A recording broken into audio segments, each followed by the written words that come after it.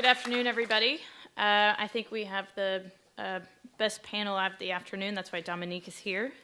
The first talk of the afternoon was maybe a little bit depressing, and definitely the challenges of raising money in the diagnostic space are maybe greater than any of the other verticals here today. So we're very fortunate to have a panel with a wealth of information, both from the entrepreneur and the funder perspective here today. So I'd just like to take, we're going to go over kind of the what, when, and hows of fundraising in the diagnostic space. So I'd like each of our panel members to introduce yourself and your experience in fundraising in the diagnostic space.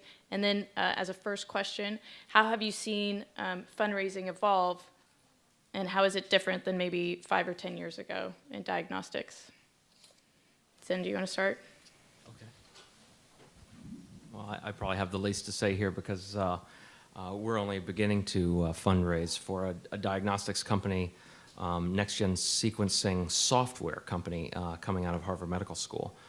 So it's really too early to tell. But, I think it's an interesting time because in this case, all of the intelligence and the noise and the big challenge is just the amount of data coming off of these machines and the fact that you can have one test to rule them all. If you can actually extract meaning from that noise is the opportunity and the challenge. And so, but a lot of folks are racing for it, and next-gen sequencing is highly hyped, and so there are lots of folks chasing that. So it's always tougher than you think to raise money, especially the first fund.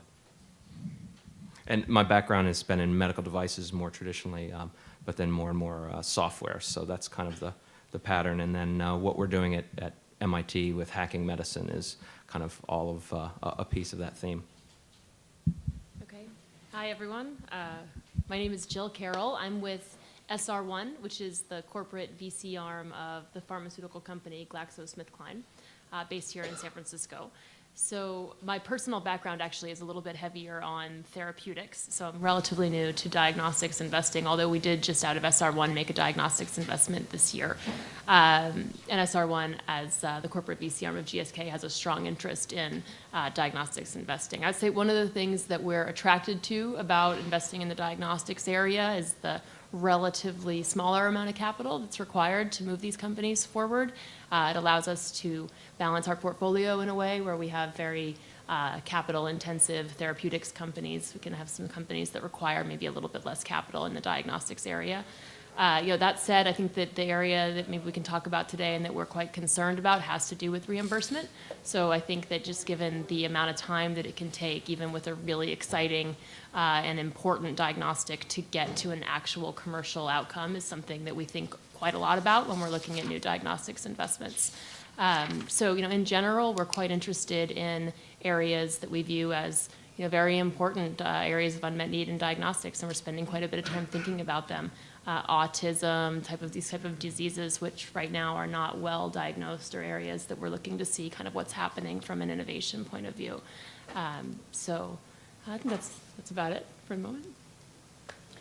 Hi, I'm also delighted to be here and very grateful for the invitation.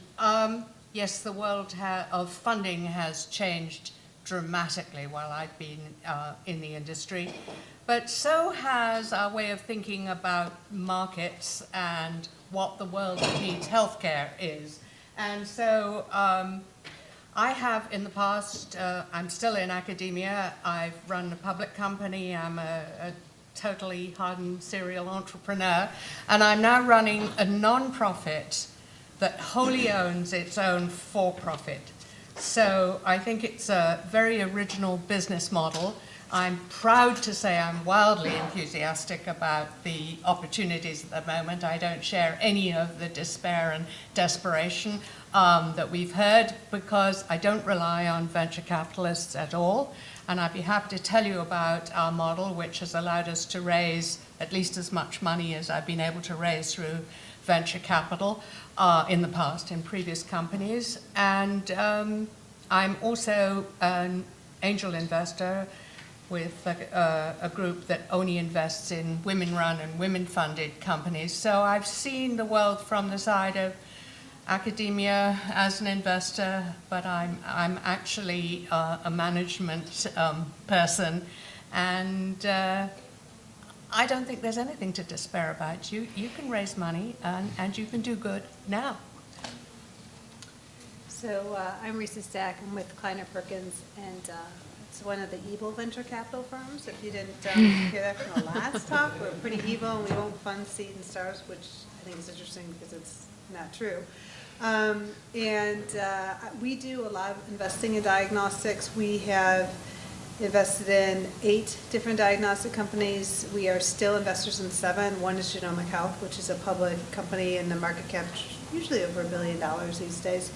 And I would actually argue that it's easier to fund diagnostics than some of the other business models right now, medtech and therapeutics, because there's questions about reimbursement, but there's questions about reimbursement, at least from my perspective, across our portfolio. It's just where the healthcare system is there's a lot more focus on reimbursement issues, and there seems to be diagnostics are different and new. They haven't, at least the CLIA lab model, which we've been investing in for the last, 8 or 10 years now, is something that a lot of VCs have not invested in, more traditionally in medtech and therapeutics. So, and the other aspect of diagnostics too is, if you look there's been a massive amount of M&A. I mean, probably about the last 10 weeks now, you have DACO getting bought by Agilent, and you have, what's the other transaction? You probably know it. I'm trying to think of it. Claris being bought by Opco. Yeah, that's one. There's actually like 2 or 3 more. So there's a lot of M&A in the field. And the other thing that I keep hearing from the companies that want to be in diagnostics, especially the ones with next generation sequencing platforms, Life and Illumina, is they're actively, quote, looking for content, which means they're trying to, figure out what their model is. So, and that a lot of the interest, and I think the kind of the promise of next-gen sequencing is also increasing interest in diagnostics as well. So there's a lot of things that are going on that makes this segment more attractive relative to other segments. So. Thank you. Tito? So my name is Tito Serafini. I'm a founder and CEO of a new company, Atreca. And Dominique put me on the panel. The company is not diagnostics per se, but instead is a platform technology play, which might be more of an anathema to current investors in diagnostics you might have heard about. But I'm here to say that unless you don't have the stomach for it, you shouldn't be in the room. That we've been successful, but we've been successful via non-traditional routes. And one of the things I think that, and perhaps we can talk about this more, is that there used to be a feeling that build it and they will come, That doesn't apply anymore. The investors sitting next to me here have built a lot of baseball stadiums and nobody's come to play. And so I think the message that I got, and so I've been working on this incarnation of Atreca for the last year and a half and actively fundraising since probably just after Labor Day last year, and we're just about to close on some financing. So it takes a while, and we can talk perhaps more privately about what personally you need to have on board to weather something like that. But in terms of the idea, and just cut me off, please, if I continue to talk, I think you need something transformative. If it's incremental, forget about it. It's not worth it. It's probably not worth their while to invest in incremental technologies. They want transformative technologies, and your customers want transformational technologies, because the first thing you have to do is find a customer before you can find a venture investor. In fact, we will not be having a venture investor as our first investor because we found some customers who are willing to help launch the company. And I think that's perhaps more and more of what I've been seeing, what I've been hearing from potential venture investors, as well as from colleagues out there who are entrepreneurs. So that's something to keep in mind as well. Yeah, so I would agree with that, Tito, is that if you can show a customer or a corporate partner kind of that someone that wants to have a business relationship with you, the VCs are much more interested, because as you said, there's been a lot of build it and they will come, and they haven't come. They haven't come for a long time. So, Risa and Tito, let me jump off of that and ask, at the very beginning of the entrepreneur's journey to raise money, when is the right time to do it? What milestones should they accomplish before they're attractive to capital? Anybody? I actually think that the entrepreneurs should answer first. The ones who've done it before. So we could go through a long list, and again, my experience, my previous company and this company have been more platform oriented. I'm also a former academic who's seen the light and come over to the entrepreneurial side of things. In terms of, so let's put it this way. I think that today, and I don't want to speak to my fellow panelists who are really in the thick of it, but from what I've seen as the outside is that, and perhaps I apologize, I missed the morning session, that there's a great deal of turmoil in the investment community, therefore as much de-risking as possible is what is necessary. And therefore, as many boxes as you can reasonably check is what you have to do. And that goes all the way from IP, and I'm on the IP panel tomorrow morning to talk about this, to the team, to getting a customer, to having you don't need a detailed business plan. No seriously sophisticated investor wants a 12-page business plan, okay? What they want is a clear plan with people who've done it before. I will say that I think it's very difficult for a first-time entrepreneur in this environment to stand up and say, in biotech, I'd like to run the show. There are, to be not so cynical about it, but realistic about it, there are a lot of former heads of business development and ex-CEOs and the ex-portfolio companies of these folks that are looking for their next opportunity. This is not like tech where college dropouts get the support of venture and then they bring in adult supervision to help support them. I've seen that happen actually in biotech a little bit, but I think if you're an academic, it's fine because no one's expecting you to leave your day job, and in some cases the venture groups will form their own teams around your idea. But if you're an entrepreneur who's out there trying to commercialize something from a university, I think if you're a first-time entrepreneur, I think you have to have more realistic expectations, and therefore having a team in place becomes important. Having somebody who might be your CEO becomes very important, or at least being open to having that discussion. I'll just add one comment, is that I agree with pretty much everything he said. I would say that number one, so as you said, check as many boxes as you can. I think the number one thing for us, given times are pretty difficult in terms of building companies, is to work with people you trust. And so a lot of the CEOs of our companies now are former CEOs of companies. We have one situation where a company has come in to see us maybe 2 or 3 times. It's interesting technology, but we're trying to figure out what to do with it. And then a former CEO of one of our companies who sold the company and made us like 7 times our money in 3 or 4 years, which is unheard of right now, came in with that company he'd found. He said, I think this is a really great platform, and here's what I'm going to do with it. And we'll likely invest in that company now because we've got someone who we know has built businesses for us. It wasn't that the technology wasn't good. It was just, it's really hard to build a business, and there are people who've done it 2 or 3 times, and those are the gems that you want to back, or people that you trust, because a lot of our companies are, going through 2 to 3 business models before they land on the right one. And given how constrained we are in cash, you need to be able to work with people who understand that, okay, let's stop. We got to take a right turn now, and let's talk about why. So I'd say, just to emphasize what Tito said, the management is the biggest thing for us right now, is really trusting the people that you work with, because I guarantee you that things are going to go wrong, and they're going to go wrong a couple times before they go right. Anybody else? I'm sure you'd like more disagreement up here, but unfortunately, I agree. I think the really important things in getting funding are having a completely disruptive, or at least transformative, technology, but then you've got to show that it really works, and it'll work in the field and with point of care. And again, because I have been around a long time, I'm obviously going to say this, but I think experience does count. And honestly, if you've made money for people before, they're going to come back and try to give you more of it. But it also means that you built good teams before, and you can call on former colleagues to come back, and they want to work. You know, you either got along or you partied years ago. So I really think that it's important to build those bonds with people you work with, people who fund you, and it'll repay dividends in the future.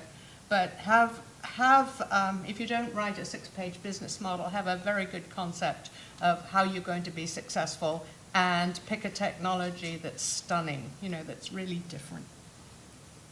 Any other milestones other than already be successful?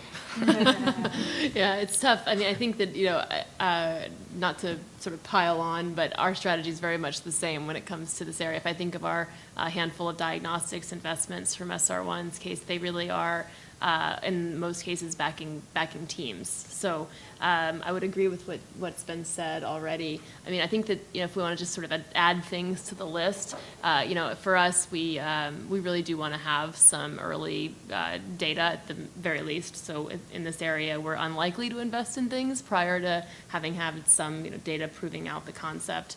And then, you know, we really like to see a clear use of proceeds and a team that kind of has a vision for raising the right amount of capital at this stage to get to kind of the right inflection point. I think that that's an important component of sort of any pitch to the venture community, but it's something that if we're going to sort of add on, what do we want to see? I think that's an important element. Yeah. I think, you know, I've kind of specialized and we're creating a new class at MIT called Disruptive Healthcare Innovation. I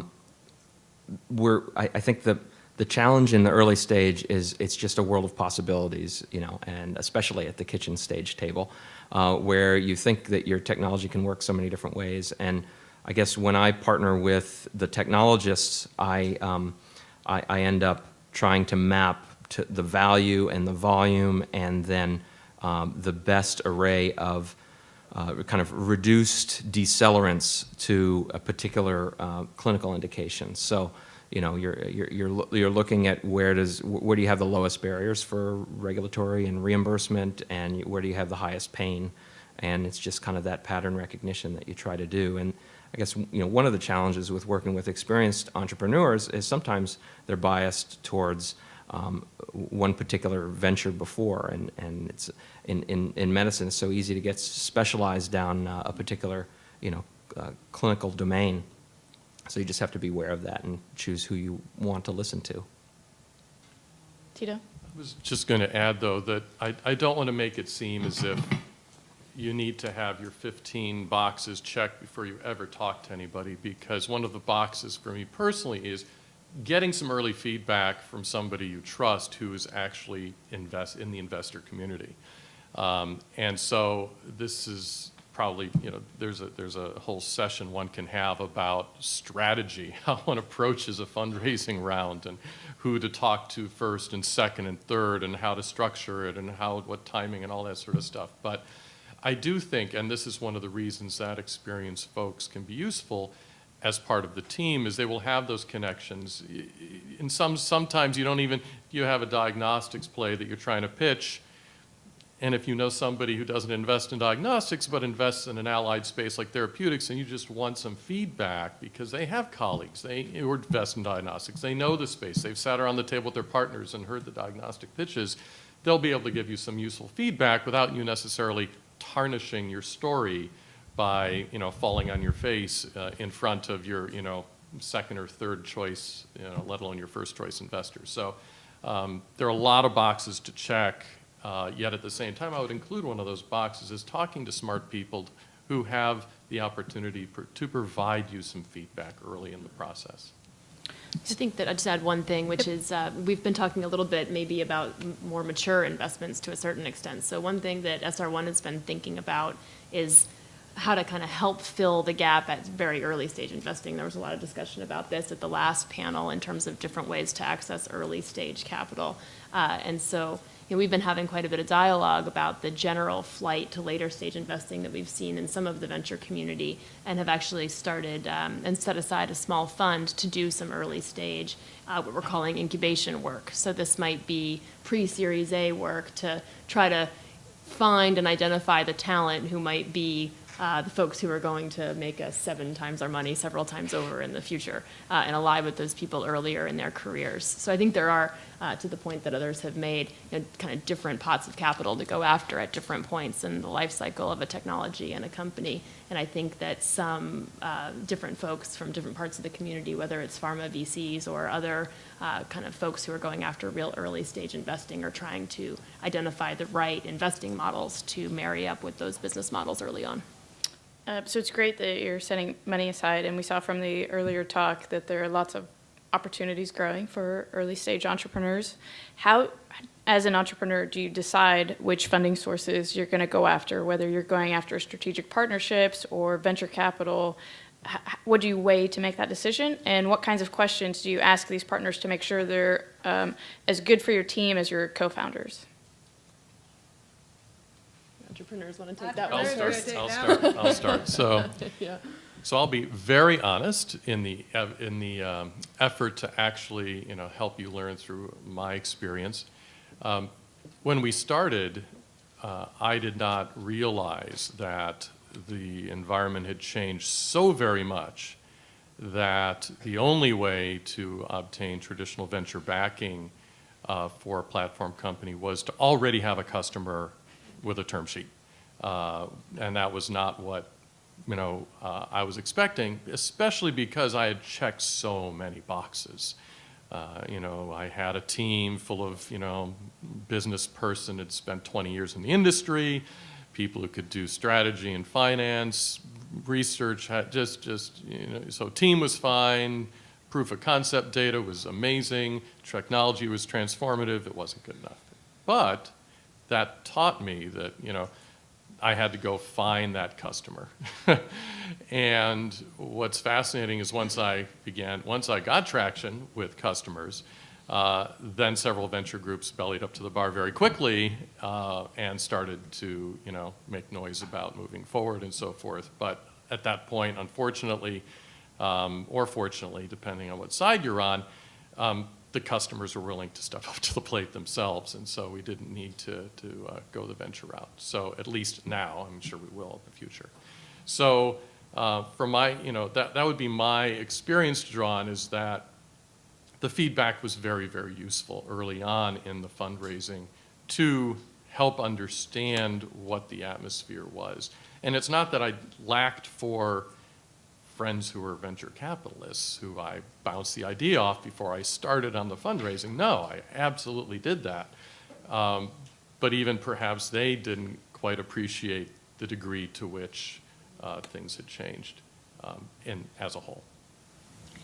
I'm one of those people who always thinks all of the above is the right answer. So Diagnostics for All now has 3 sources of funding. Grants, things like the Gates Foundation, DARPA, DFID, USAID, the NIH if you want it. We also have funding from wealthy and charitable donors. We're a 501c3. And because our technology was designed specifically to make diagnostics for the developing world, it's extremely inexpensive, point of care. We'll talk later about how to avoid CLIA. But if you think about that, who doesn't need cheaper healthcare? So we found that our technology is also extremely valuable as a platform to for-profit companies. So I joined 2 and a bit years ago, and we've raised money in addition from corporate partners. So by licensing our very substantial Harvard portfolio. And I don't want to allow any of our for-profit company, the shares of which are wholly owned by the non-profit, to be owned, 51% by VCs at the moment. I will eventually sell a small minority position in the for-profit when we have raised the valuation. so that we can bring in more money and give away less of the company. And I think we're getting close to that point now. But you heard in the previous session, and you probably heard, I'm afraid I wasn't here this morning either, that investors like to come in when there's a lot of non-dilutive funding in there already. So we have somewhere between 10 and 15 million, maybe even a little more, of grant money and donation money in the non-profit at the moment. So that's, I think, very attractive because there's that base there when VCs or we may never go to those kinds of investors when other investors come in. So what you want to do is have a very disruptive technology, prove it works, and then begin to threaten the industry a bit. So, you know, I found that speaking to clinical diagnostic societies tends to get a very agitated audience, and they start to wonder about this very inexpensive stuff. I have to show it to you. I'm just so proud of these things. You know, we have these little things the size of postage stamps that diagnose basically by any diagnostic technology. And this isn't a chip that fits into a machine. This is the entire device. And it costs cents, usually under 5 cents. If we put the electronics on board, maybe 10 cents or more. But I love, there was a comment from Dolly Parton that says it costs a lot of money to look this cheap. And I mean, this is sophisticated technology. So we have a lot of patents, and it takes a lot of money for us to develop one of these very cheap tests. So we do need investment money and grant money up front. But my advice is take it any way it's attractive to investors and make sure your business model will work off whatever that model is.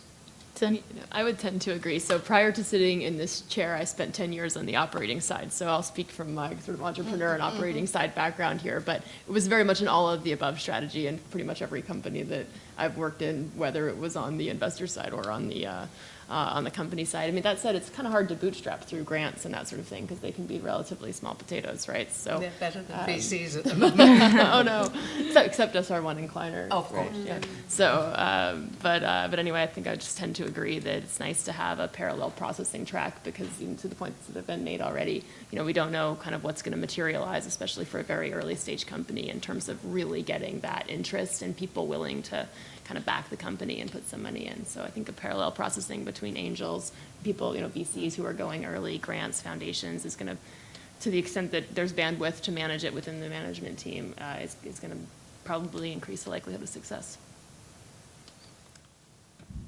I think it's important to point out that while Una has had such a fantastic expertise, you know, the co-founder of the technologies, George Whitesides, has been a serial entrepreneur academic who really had a very clear vision for, you know, driving down the cost of diagnostics and, you know, and leveraging something very cheap, and then how do we do that? And so, you know, that vision from the very beginning of the use case and, you know, and the cost of goods was there from the beginning.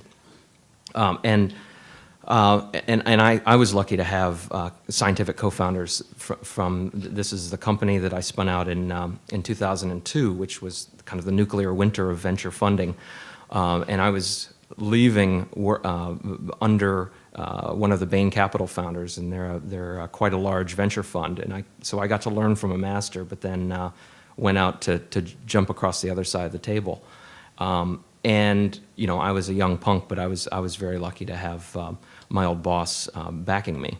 And so then I searched for something early and ugly to co-found, and found some fantastic scientists. And you know, but it was a year and a half process, really, working for free, figuring out who to partner with, and then once I found that group and that technology, you know, what was the best positioning for it, and that's the hardest work, because there is so much ambiguity, and you know, and it was a peptide gel scaffold, you know, a biomaterial, and what's it good for? Is it going to be drug delivery? Is it in vivo tissue engineering? Is it, or is it only in vitro, cell culture use? So we kind of arrayed all of that, and I had the additional challenge of my founders really wanted it to get used widely.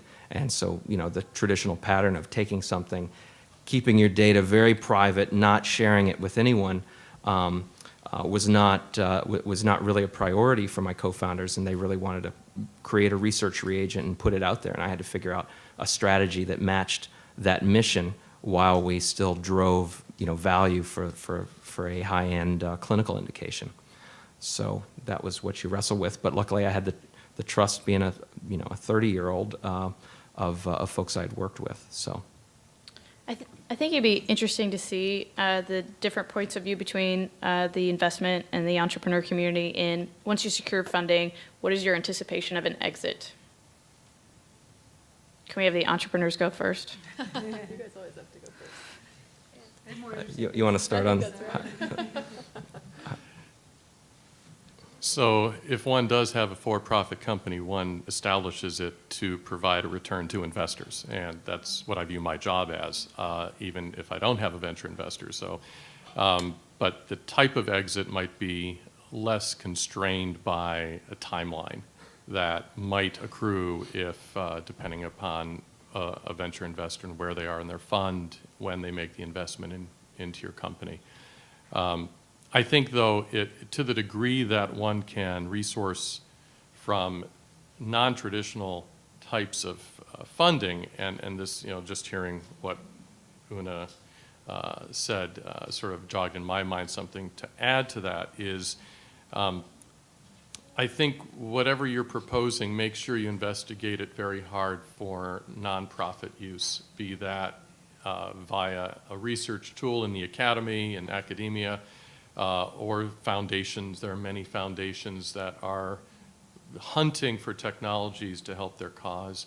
And so it falls into the all above category, but I do think that these days one has to not be focused necessarily on the for-profit end of what you're selling, but make sure that in order to get funded to reach that goal, one has the ability to sell into a nonprofit market, and that what you're doing is appealing to those who are nonprofits. And with the right mix, I'm sure we'll hear from Una, she never needs an exit as a nonprofit. No, but we have exit strategies. But you have exit strategies. But so I think your exit strategy, quite frankly, will be driven by your investors. And your job, at least my job, is to see to it that they get a return. Well, that's a nice segue, actually, for me. We did it backwards. We have the non-profit as the original founding company, and that is what licensed the technology from Harvard exclusively. So the IP is with Diagnostics for All, the 501c3. We have already got this wholly owned subsidiary, the stock of which is owned by Diagnostics for All, called Paper Diagnostics, which allows us to do our partnerships and even sell diagnostics to big pharmas and other big companies. But if you think about these kind of platform technologies, ours was initially thought of for human health. So it tests people's blood, urine, sweat, tears, those kinds of things. But it's become very clear to us that there are agricultural uses, environmental uses, food safety uses. So I think it gives us the possibility to spin out a number of other subsidiaries, which we will not be able to fully resource and take all the way through to product. Currently, we work with big partners, but I think the sensible and probably profitable way to exit some of the technology with value to investors is through those kinds of spin-off opportunities. So we're sort of actively engaged in a number of different relationships there. So I think there will be opportunity for investors to make money, while I will now keep my soul pure by staying with the nonprofit. Jill, do you want to, as when you were an entrepreneur, I was thinking of it from the investor side for this one. In a second, in a second. Yeah, I think that I think it's actually probably the same answer, which is I think we have to be mindful of an exit strategy for everywhere that we invest all the time, and I think it's really important for the entrepreneurs and the investors to have a very transparent discussion about where we realistically think value is going to be created and at what sort of return you can sort of hope for that to be. So for us, we're not necessarily pursuing, I'm switching to the investor side, can't help it, not necessarily pursuing a strategy where we need to put all the money in right now that's going to take us to an exit, but we want to have around the table a syndicate of investors who tend to agree with us about how much money it's likely to take and where that value inflection point is going to be created, and the management team who's incented and really excited to work toward those outcomes. So we're highly mindful of exit strategy, I think like all investors and all entrepreneurs and everything that we do. And of course, we're limited because there's such a mediocre IPO market now to really thinking about combinations of companies and M&A type exits. So entrepreneur or investor, I think it's one of the most critical components of this to have a path toward thinking of how we're going to exit our investments. So I guess I'll maybe give the controversial answer. I agree with Tito. Everybody has to think about making money, whether you've got angel investors, and obviously you're not working 12 hours a day, 6 to 7 days a week just to see what happens. You want to make a lot of money as well. I would say the bar is probably higher for a lot of the venture capitalists because, so let's take Reg's example that he gave in the talk right before us, is that $1 million went in, they sold for $25 million. That's a phenomenal return. For angel investors, I mean, that's great. I mean, those almost never come along, so that's phenomenal. I'd say what most venture capitalists now, and maybe this is part of the challenge of what's going on in terms of from seed investing to later stage investing, and I'm actually seeing this change on the tech side, but what I'd say is most of the venture capitalists have raised such big funds, so you have to put together, $10 to $20 million per work in a company, and so if you're looking to put that much money to work, you have to have a really big idea that you believe can be worth, can go public or can be worth, hundreds of millions of dollars easily. And I think whereas if you've got an angel financing and you've got a really nice, interesting business, I mean, my partners would look at me and said, wow, that's a great return, Risa. $1 million and you've returned 25, but how many times we have a $500 million fund? You can't do that 500 times. So I think that's some of the challenges as a venture capitalist investor. So you're wanting the bigger exits, whereas maybe if you just have a round of angel financing or smaller round, and the example that Reg gave again, if Tito owned 10 or 15% of that company, is say he was the CEO and did that for 2 or 3 years, I think you'd be quite happy, and so I think that's the difference. I think this has become even more acute now because it's really hard to get companies public, and you used to be able to get companies public and then exit them. It's really hard to get pretty much any life sciences company public right now, and when you get them public, they're financing events. So what really happens when they go public, and we've got a couple of these in our portfolio, 30 to 50% of the money is actually from insiders. And it's just another financing event. Now at least you have a liquid security that you can then choose to exit, but you're going to raise more money in the public market to continue to get to the point of exit. So the challenges are IRRs are going down substantially, and I think Alan spoke to that. But so while I'm a venture capitalist, I think, depending on what your goals are, if you can accomplish a lot of money on $1 million, geez, do it. Do those exits all day in terms of an exit. So I think that's what you need to think about. And I think there are a lot of potentially business opportunities which, from a venture capitalist perspective, might be, quote, niche opportunities, but you can make a nice business of them. I mean, you can either have a great technology that's just developed enough that somebody needs it, or you can generate a company that has, let's say $10 million of revenue or $15 million of revenue, and you only put $1 million into it. That's a good business. I'm not necessarily saying a venture capitalist will invest in it, but it's a really good business. So I think that's, you have to see what your goals are and understand what you'd like to achieve. So I think especially with early stage businesses, it's so hard to kind of see around the corners, and things change, and really you're trying to generate the data as fast as possible in order to validate or invalidate, and you really have to just be a good experimentalist. And the key in terms of fundraising and thinking about exits is matching the expectations of people with the right spirit and mission that are on your board and on the management team, so that you can adapt. And I think just as a concrete example, our little company out of MIT, we eventually raised a total of 1.7 million from angels.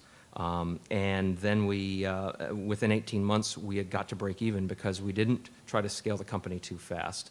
And we did a worldwide licensing deal with Becton Dickinson for the research product. And we really got that out, and that got us to break even. And then we really had a lot of flexibility with kind of how we grew the business and what pressures were on us. And while we had all these academics writing papers using our stuff in stem cell biology and primary cell culture and cancer research. And so then, fast forward 4 years after a bunch of preclinical studies and partnering with J&J and Medtronic and Boston Scientific in order to have them pay for us generating large animal studies, so that really with the strategy of them seeing the data, right, and trusting the data that we generated because they engaged the academics that and paid for it on our behalf, while being smart about not parsing our IP and really keeping that all under our control. And that really gave us option value and data that they believed in going forward. And then, based on that, we actually raised a bunch of money non-dilutively, or most of it non-dilutively, outside of the U.S. And that was enough to fund the first human clinical study, on which we went public with a, $150 million valuation that's kind of doubled after the IPO. So, that was like, okay, 1.7 million really took us all the way, and it was blood, sweat, and tears for 9 years, but it was a very different way to grow. And, if we had done that, raising 40 million up front, and then we would have pissed a lot of it away. Let me pose a hypothetical. Let us strip you of all experience and accomplishment that you've had to date.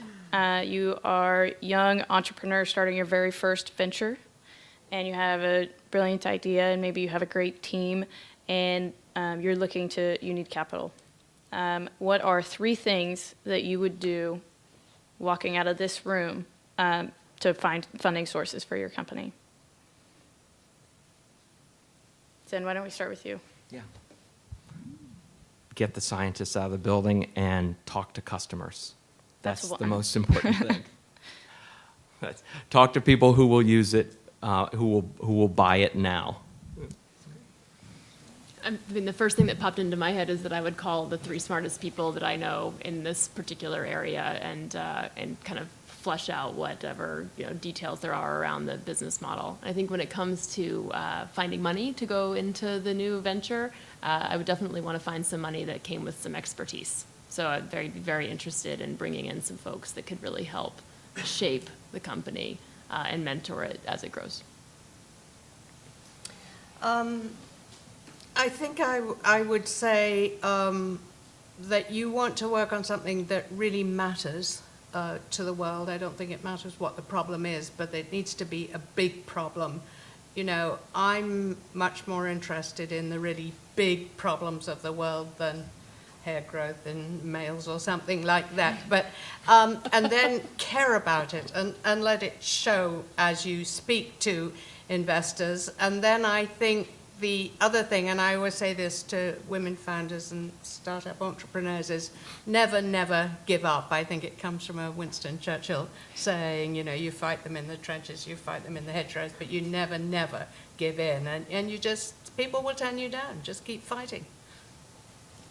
So I guess I actually thought when I was going to say something else, but my initial thought came off something that she said, which was that find the transformative application. I mean, because right now, as a venture capitalist, there are a lot of interesting opportunities, but they have to be, I want something that's really different, is the big idea, is really going to change something. Go after a really big problem and use your technology in a transformative way to do it, because just having a little bit better this or that isn't that exciting. Like, so for example, there was in the drug development world, there was a state, I'd say about 7 or 8, 9 years ago, there was a lot of interest in drugs that were maybe a little bit better or a little bit different than the existing ones on the market. And right now, given where reimbursement is, it's got to be very, very differentiated. So whatever you're trying to do, make sure it's a big problem and you have a transformative solution. So perhaps, your question was, what's, if you're, wet behind the ears and new and eager, what's the first thing? You wanted 3, but that's tough. But let's start with 1 as you walk out the door. The first thing is, and maybe it's too late and maybe it's not, is choose your founders carefully. Okay? And I'm thinking more of academic founders here. I'm not talking about the team you might assemble around yourselves. And actually, they're founders too if they're working without pay and believing in you. And we can get into the whole how you share equity. I think there's a whole session on that sort of thing. But I'm talking about academic founders now. Academic founders who have started other companies and been successful are a resource you cannot buy, you cannot trade for. You should get on your knees and walk to their lab doors and beg them to be a part of your endeavor. And that means that perhaps your idea is coming from the assistant professor, and your job is to convince the assistant professor, who nobody knows but who's brilliant, that what you need as part of this is the senior guy down the hall who's done this a lot, who's in the same field, who can help make those connections with potential customers, potential investors, other people who can help join your team. It's an ecosystem. It takes a village. You by yourself, wet behind the ears, going out there and trying to make things happen, that's the really hard way to go. So let me just add on that, because that's a really great point, and I'm so glad you brought it up, because so it's like even at UCSF, the venture capitalists have like their connections. They know the guys like Frank McCormick founded Onyx, a whole bunch of other companies. They're the person that Frank will call them, or we call Frank. There's the kind of people just like the people in the business community have been there, done that. There's a network of those people, and if you're working with the assistant professor and you just even like get Frank McCormick, as an advisor on the board, because then he's talking to, me or my partner Brooke Bars, it's this really cool technology or company I'm involved in. So I think that's really leverage that network, because, you may not, as, as somebody who, you might not get much of, that senior guy's time, but if you get a little bit of his time, at least it's top of mind when he's talking to somebody who could be your business partner, who could be your investor, or he's talking to the guy who was a former CEO of Onyx or something like that. He's kind of, you're on his mind, and he may refer people to his network, through his network, so. Okay. I'd like to thank the panel for your time and your thoughts. It was very informative. We have to let the folks from the hotel go to catch their bus, but thank you so much. Please help me thank the panel.